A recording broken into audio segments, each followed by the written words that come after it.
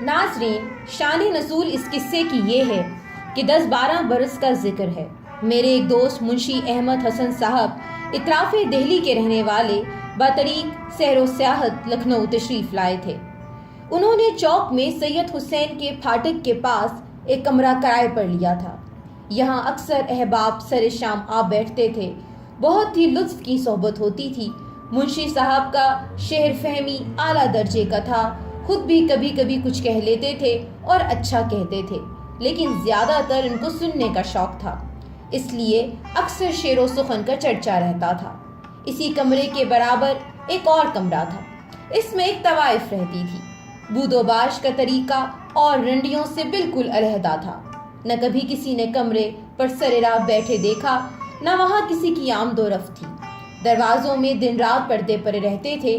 چوک کی طرف نکاس کا دروازہ بالکل مقفل رہتا تھا۔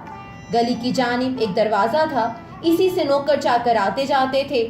اگر کبھی کبھی رات کو گانے کی آواز نہ آیا کرتی تو یہ بھی نہ معلوم ہوتا کہ اس کمرے میں کوئی رہتا بھی ہے یا نہیں۔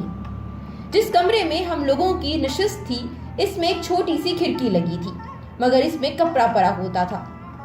ایک دن حسب معمول احباب کا جلسہ تھا۔ کوئی غزل پڑھ رہا تھا، احباب داد دے رہے تھے۔ اتنے میں نے ایک شعر پڑھا۔ اس کھڑکی کی طرف سے واہ واہ کی آواز آئی۔ میں چپ ہو گیا اور احباب بھی اسی طرف متوجہ ہو گئے۔ منشی احمد حسن نے پکار کر کہا، غائبانہ تعریف ٹھیک نہیں، اگر شوق شعر و سخن ہے تو جلسے میں تشریف لائیے۔ اس کا کوئی جواب نہ ملا۔ میں پھر غزل پڑھنے لگا۔ تھوڑی دیر کے بعد ایک مہری آئی۔